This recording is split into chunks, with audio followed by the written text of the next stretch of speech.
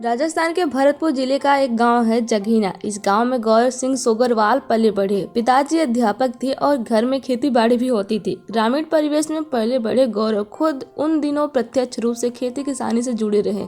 गौरव सिंह के घर पर आर्थिक समस्याएं जरूर थी, पर पिता किसी तरह बेटे को पढ़ा लिखा कर बड़ा आदमी बनाना चाहते थे। इसके लिए वो दिन रात खेतों में पसीना बहाया करते थे। गौरव सिंह सोगरवाल ने एक साक्षात्कार में बताया था कि उनके पिता चाहते थे कि वो एक अफसर बने। उनके पिता ने ही सिविल सर्विस के प्रति गौरव के मन में आकर्षण पैदा किया। गौरव अपने पिता के सपने को पूरा करना चाहते थे और इसी बीच उनके साथ एक ऐसा हादसा हुआ जिससे वो कभी भूल नहीं सके। दरअसल एक सड़क दुर्घटना में उनके पिता की मौत हो गई। बेटे को अफसर बनाने का सपना लिए पिता की मौत से गौरव को गहरा आघात हुआ। परिवार की आर्थिक परेशानियों को गौरव ने नजदीक से देखा। जीवन के कई सारे उतार चढ़ाव को देखने के बाद गौरव सिंह सोगरवाल की सिविल सेवा में जाने का सपना और भी ज्यादा दृढ़ होता गया। पुणे से इंजीनियरिंग करने के बाद अपने आर्थिक हालातों को सुधारने के लिए लगभग 3 साल तक गौरव सिंह सोगरवाल ने प्राइवेट नौकरी की। साल 2013 में वो दिल्ली आ गए थे। गौरव सोगरवाल ने जब यूपीएससी की परीक्षा दी थी तब पहले प्रयास में उनका प्रारंभिक परीक्षा में 1 अंक से चयन रुक गया,